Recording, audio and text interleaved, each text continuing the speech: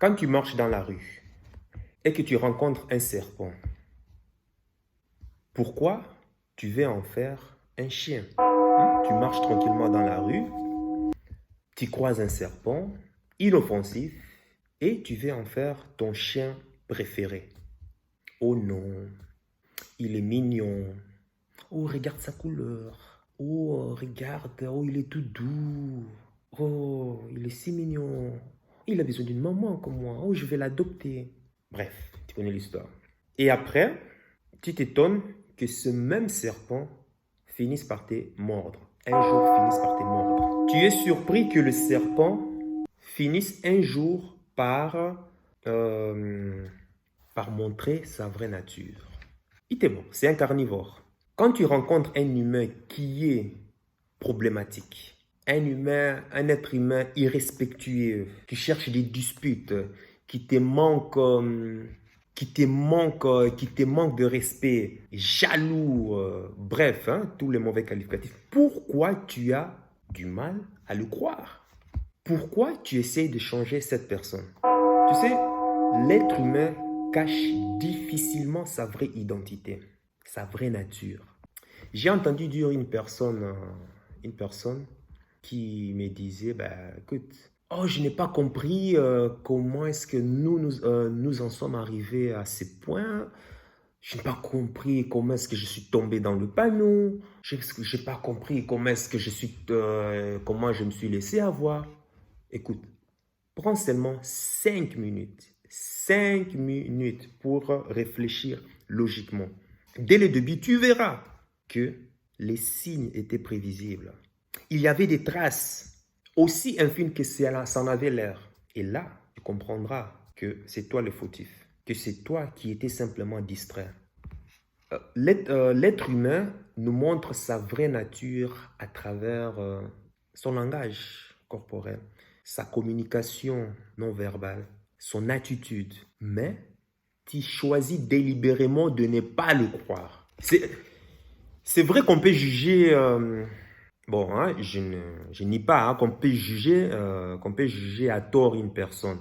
Mais quand les faits se reproduisent 2, 3, 4 fois, ah, non, non, non, là on ne peut plus, on peut pas, là on ne peut plus dire qu'on avait tort. Si tu regardes attentivement, les amis qui tombent dessus, oui, les partenaires de travail qui t'ont lâché, qui t'ont tourné le dos, on verra que 2, 3, 4 occasions que cette personne t'avait déjà montré dans le passé ce que tu refusais délibérément de croire. La personne t'avait déjà montré à travers une tierce personne, un événement, une circonstance, sa vraie identité.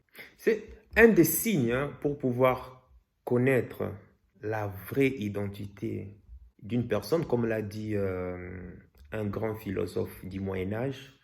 Euh, j'ai oublié le nom. J'ai oublié le nom. Ben, il disait de regarder comment est-ce que cette personne traite les autres personnes à qui elle n'a ni intérêt financier, ni intérêt social, ni, euh, ouais, ni intérêt simplement. C'est l'un des moyens efficaces pour pouvoir connaître la vraie nature d'une personne. L'un des moyens.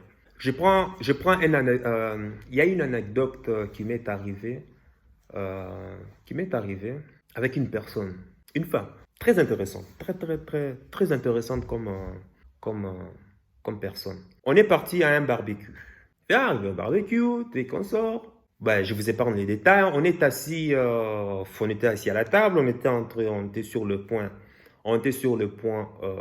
de manger, tous les consorts. Ben, c'était un barbecue en même temps, soirée dansant, ce genre de trucs. Et puis, la personne me fait signe, comme quoi, écoute, il y a ce gars qui est en train de me draguer, quoi. Donc, tu dois agir. Regarde, il m'embête, il m'importune, cette personne m'importune. Tu dois agir. Moi, j'ai observé la scène.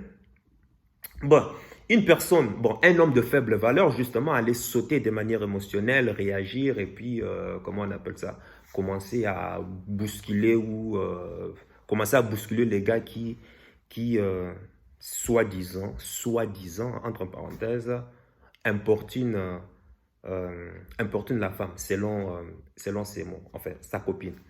Eh bien, moi, j'ai choisi simplement, j'ai ri, parce que je comprenais comment la dynamique sociale qui s'est passée, tout et consort.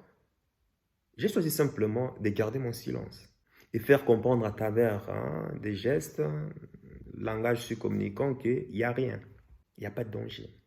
Et puis par après, tout et consort, la même personne, le même mec, enfin la même personne, le mec qui dérangeait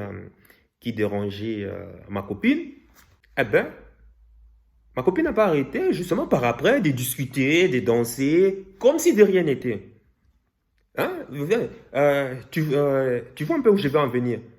La personne qui s'avère être un danger, enfin, danger si je peux le dire, une personne qui importune parce que, ben voilà, il est en train de me draguer, tu dois me défendre, j'aime pas ça, tu es consort. Mais, qui plus tard, cette même personne qui s'est plaint, ben, finisse par discuter convenablement avec la même personne. Comme si de rien n'était, rier et tout et consort, comme si de rien n'était. Donc, en gros, c'était qu'un shit test. Je ne vais pas te dire c'est quoi un shit test. Google est ton ami. Va te renseigner sur Google. Google est ton ami. Donc, en français, je ne sais pas comment, parce qu'il y a des mots en français qui m'échappent. Donc, va sur Google, tu tapes c'est quoi shit test et puis tu verras.